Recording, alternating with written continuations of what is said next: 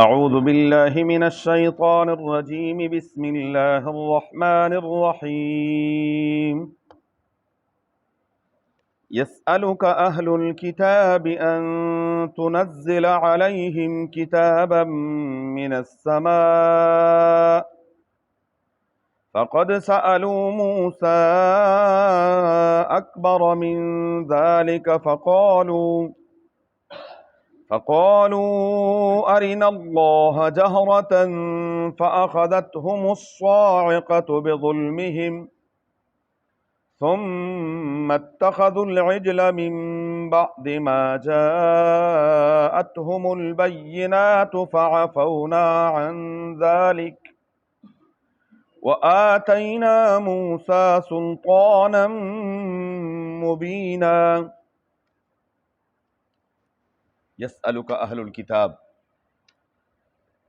سوال کرتے ہیں آپ صلی اللہ علیہ وآلہ وسلم سے اہل کتاب، ان تنزل علیہم کتابا من السماء، یہ کہ آپ صلی اللہ علیہ وآلہ وسلم ان پر اتار دیں کتاب کو آسمان سے ایک بارگی۔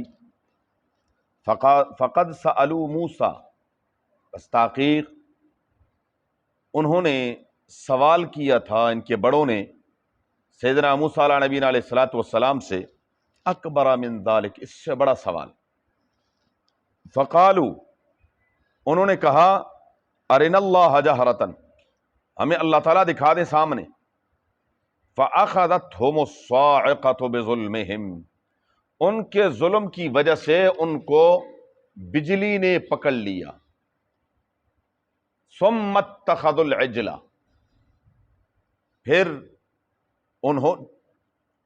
انہوں نے بچھڑے کو بنا لیا معبود، من بعد ما جاءتهم البینات، اس کے بعد کہ ان کے پاس واضح دلائل آ چکے تھے۔ فعفونا عن ذلک، بس ہم نے اس سے درگزر کر دیا۔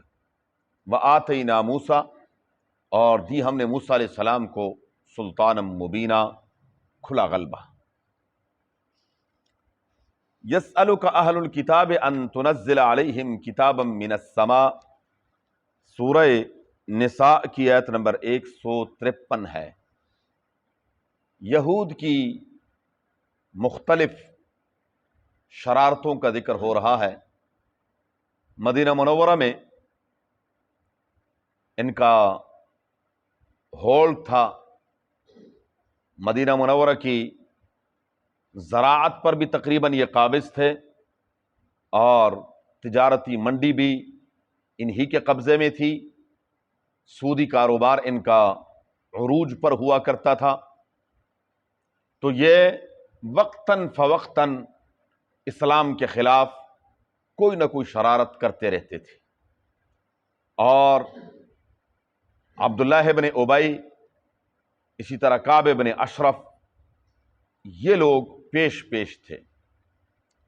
تو کعب بن اشرف کچھ لوگوں کے ساتھ، بڑا بدطینت آدمی تھا یہ، کچھ یہود کے ساتھ حضور صلی اللہ علیہ وآلہ وسلم کی خدمت اقدس میں حاضر ہوئے اور کہنے لگے کہ آپ صلی اللہ علیہ وآلہ وسلم سے جی ہم نے کچھ باتیں کرنی، جی بتائیے کیا کہنا۔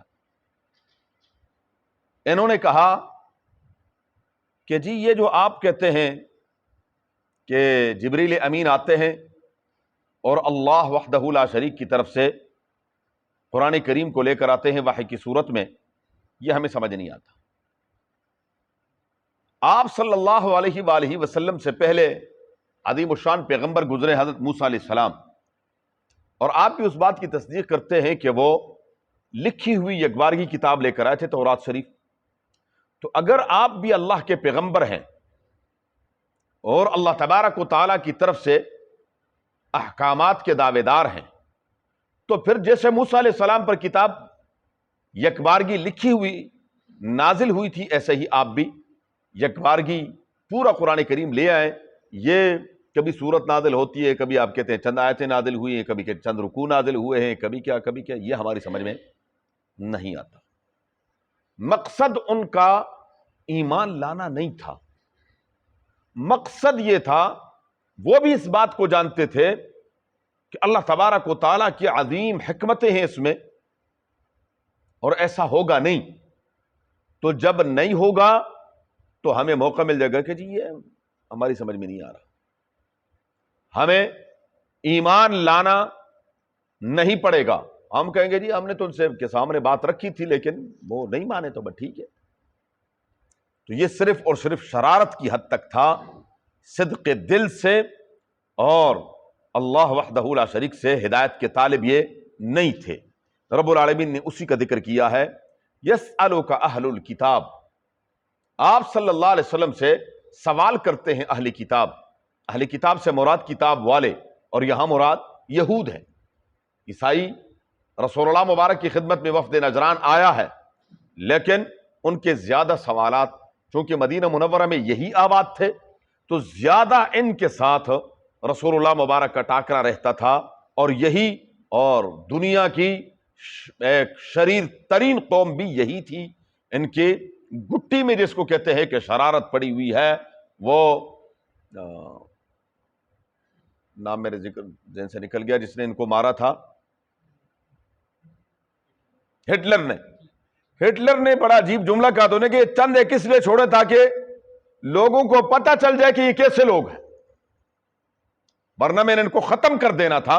ختم اس لیے نہیں کیا کہ لوگ کیا کہتے بڑا ظالم تھا، ہٹلر نے بڑا ظلم کیا ہے۔ یہ چند چھوڑے ہیں، یہ کیا ہے؟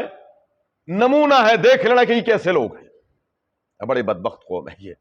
تو بہرحال اس کے بارے میں رب العالمین فرماتے ہیں کہ یہ آپ صلی اللہ علیہ وسلم سے سوال کرتے ہیں کہ ان تنزل علیہم کتابا من السماء، کہ آپ صلی اللہ علیہ وآلہ وسلم آسمان سے یکبارگی کتاب کو لکھی ہوئی اتار لائیں۔ اور سورہ بنی اسرائیل میں انہوں نے اور بھی بہت سارے اس قسم کے جو مطالبات تھے کہ آپ صلی اللہ علیہ وسلم او یکون لک بیت من زخرف او ترقی فی السماء، آپ کا سونے کا گھر ہونا چاہیے، آپ ہمارے سامنے آسمان پر جائیں پھر ہمارے سامنے اتریں، آپ کے لیے باغات ہونے چاہیے، فتفجر الانہار خلالہا تفجیرا او تسقط السماء کما زعمت علینا، یا اگر ہم آپ کی بات نہیں مانتے تو پھر ہم پر آسمان سے ذرا ایک ٹکڑا ہی اتار کر پھینک دیں تاکہ ہمارا کام تمام ہو جائے۔ اس طرح کے عجیب و غریب قسم کے سوالات یہ کیا کرتے تھے۔ تو رب العالمین نے فرمایا میرے حبیب صلی اللہ علیہ وآلہ وسلم، آپ صلی اللہ علیہ وسلم ان کے ان بیہودہ سوالات سے دل برداشتہ نہ ہوں۔ یہ کوئی نئی چیز نہیں ہے، یہ جو آج کہتے ہیں کہ موسیٰ علیہ السلام کیا یہ بھی تو انہی کی اولادیں ہیں؟ یہ کون سے؟ ان کے بڑے جو ان کے آباء اور اجداد تھے، انہوں نے موسیٰ علیہ السلام کے ساتھ کیا کیا تھا؟ سیدنا موسیٰ علیہ نبی علیہ السلام ان کی تاریخ یہ ہے، بحیرہ قلزم پار کیا، خود انہوں نے کہا جی ہمارے لیے کوئی قانون ہونا چاہیے۔ حضرت موسیٰ علیہ السلام اللہ تبارک و تعالیٰ کی بارگاہ میں رو پڑے۔ رب العالمین نے فرمایا موسیٰ علیہ السلام آپ 40 دن کا اعتکاف کریں، چلہ کریں، پہلے 30 دن کا، پھر اس کے بعد 40 دن مکمل ہو گئے۔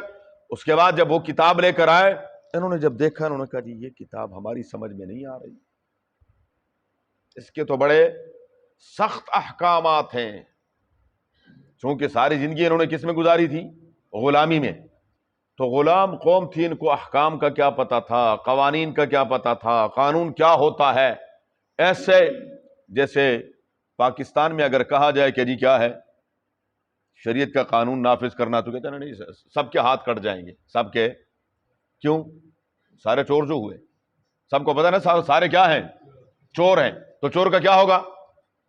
اور جی سب کو سنسار کر دیں گے، کیوں؟ سارے زانی جو ہیں بدکار ہیں، تو بدکاروں کو کیا ہے؟ اور جی ہمیں کیا ہوگا؟ سزا ہوگی، سارے شرابی ہیں، وہ شرابی پیتے، وہ شراب پیئیں گے، ان کو کوڑے لگیں گے، تو وہ زمانے شریعت نہیں نافذ کرنی، شریعت انہوں نے بھی کہا بڑے سخت احکامات ہیں، یہ بنے گا کیا ہمارا؟ اب موسیٰ علیہ السلام نے وحدہ لا شریک کے سامنے پھر آہوزاری کی، پروردگار یہ بدبخت تو اب ماننے کے لیے کیا ہے؟ تیار ہی نہیں، اب کیا کریں؟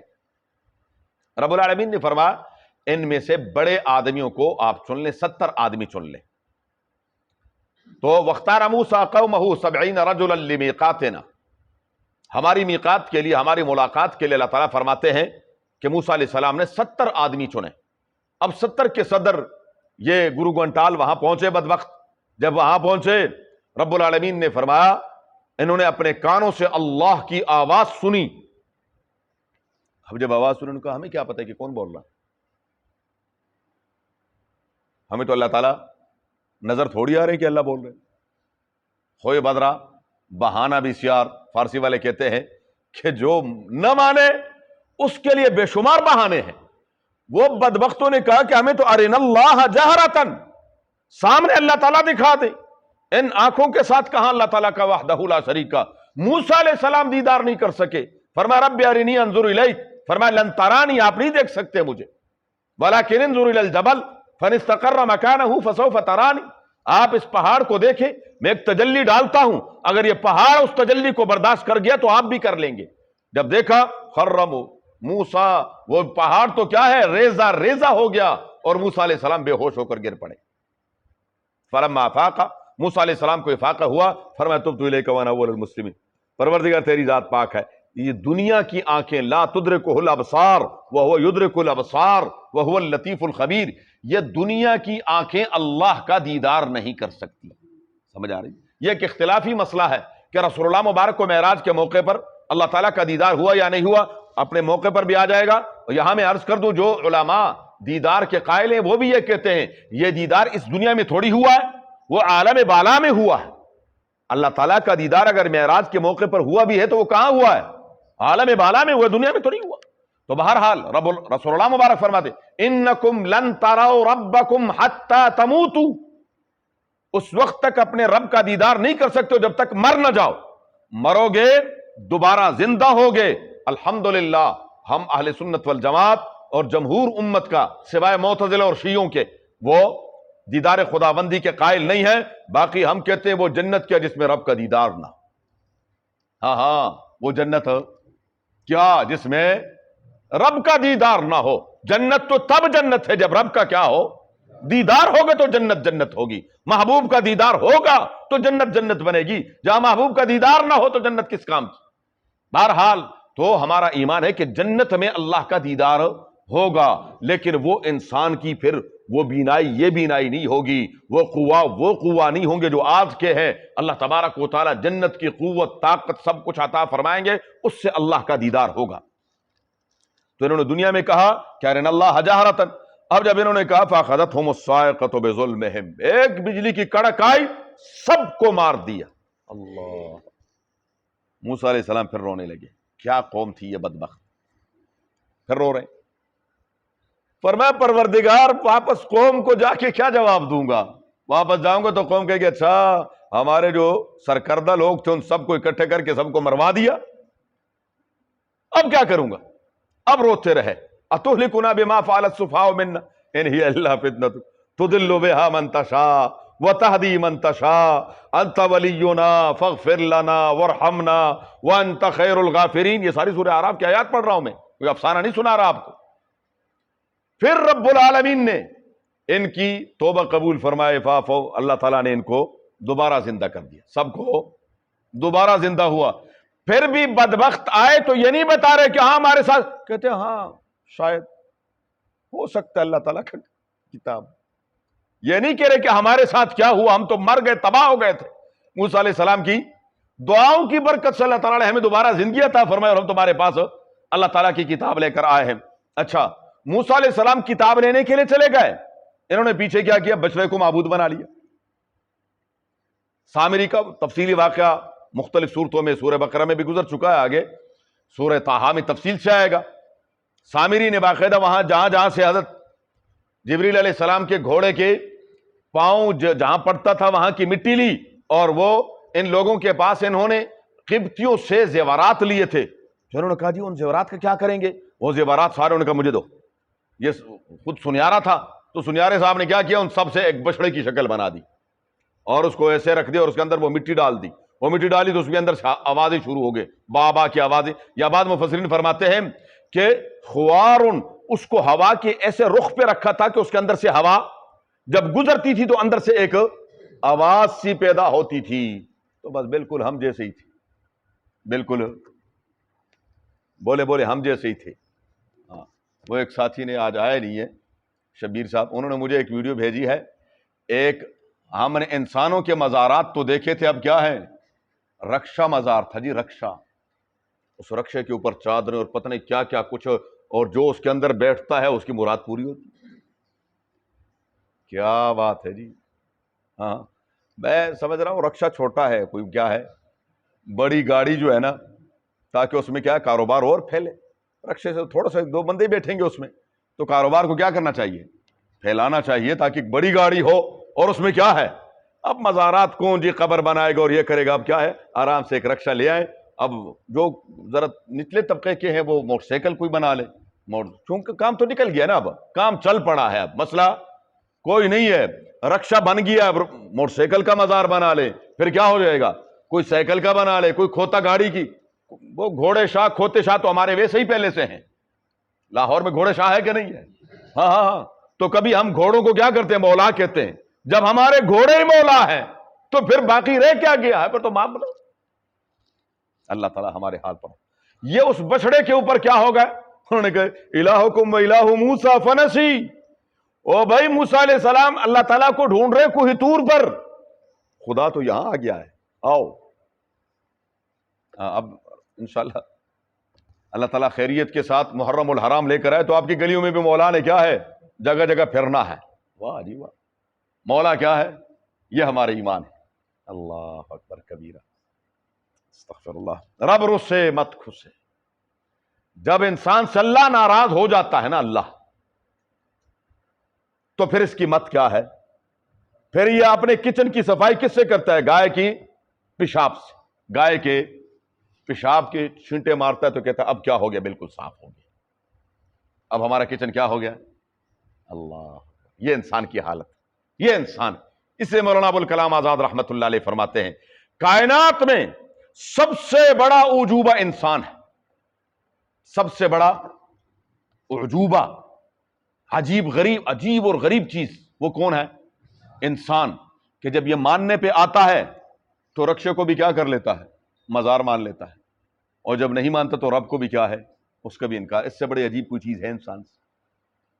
انہوں نے بچڑے کو معبود بنا لیا، من بعد ما جاءتهم البینات، ان کے پاس واضح دلائل آ چکے تھے، یہی ان چیزوں کی پوجا کرنے والی قوم فرعون ان کی آنکھوں کے سامنے ابھی غرق ہوئی ہے، لیکن انہوں نے اس سے کوئی عبرت حاصل نہ کی، تو رب العالمین فرماتے فَعَفَوْنَا عَنْ ذَلِكَ، ہم نے اس سے بھی کیا کر دیا، درگزر کر دیا، لیکن وہ اتنا آسان نہیں تھا، وہ اس کے بارے میں یہ تھا فَاقْتُلُوا أَنفُسَكُمْ، جنہوں نے پوجا کی ہے اور جنہوں نے پوجا نہیں کی بچڑے کی، جنہوں نے نہیں کی وہ ان کو قتل کرے، اور جس کا جو قریبی رشتہ دار ہے، ایک بھائی نے کی دوسرے بھائی نے نہیں کی، وہ بھائی اپنے بھائی کو کیا کر دے، مار دے۔ توبے کی قبولیت کی شرط یہ تھی، توبے کی قبولیت کی شرط یہ تھی کہ ان کو اس طریقے سے قتل کر دو۔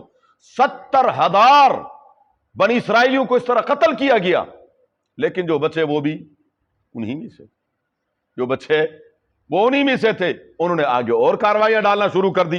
وَآتَيْنَا مُوسَىٰ سُلْطَانًا مُبِينًا، اور ہم نے موسیٰ علیہ السلام کو کھلا غلبہ، واضح دلائل سے نوازا تھا، ایک ایسی سند دے دی تھی کہ وہ حق اور سچ پر ہیں۔ وَرَفَعْنَا فَوْقَهُمُ الطُّورَ بِمِيثَاقِهِمْ، آگے ان کے مزید ان کے ساتھ کیا کچھ ہوتا رہا اس کا ذکر اللہ تعالیٰ نے کیا انشاءاللہ زندگی رہی۔ اللہم صلی اللہ علیہ محمد وعلی آلہ کما صلیت علی ابراہیم وعلی آل ابراہیم انک حمید مجید، اللہم بارک علی محمد وعلی آل محمد کما بارکت علی ابراہیم وعلی آل ابراہیم۔ اللہم ارحمنا بالقرآن العظیم، اللہم ارحمنا بالقرآن العظیم، اللہم ارحمنا بالقرآن العظیم، واجعلہ لنا اماما ونورا وہدا ورحمتا یا رب العالمین۔ اللہم ذکرنا منہ ما نسینا وعلمنا منہ ما جہلنا وارزقنا تلاوتہ آناء اللیل واطراف النہار واجعلہ لنا حجتا یا رب العالمین۔ اللہم نور قلوبنا بالقرآن وزین اخلاقنا بالقرآن ونجنا من النار بالقرآن وادخلنا الجنة بالقرآن۔ اللہم یا مقلب القلوب، اللہم یا مصرف القلوب، ثبت قلوبنا على دینک وطاعتک۔ اللہم حصل مرادنا ويسر امورنا، اللہم حصل مرادنا ويسر امورنا، اللہم حصل مرادنا ويسر امورنا بجاہ حبیبک المصطفى ونبیک المرتضى صلی اللہ علیہ وآلہ واصحابہ اجمعین برحمتک یا ارحم الراحمین۔ جزاکم اللہ۔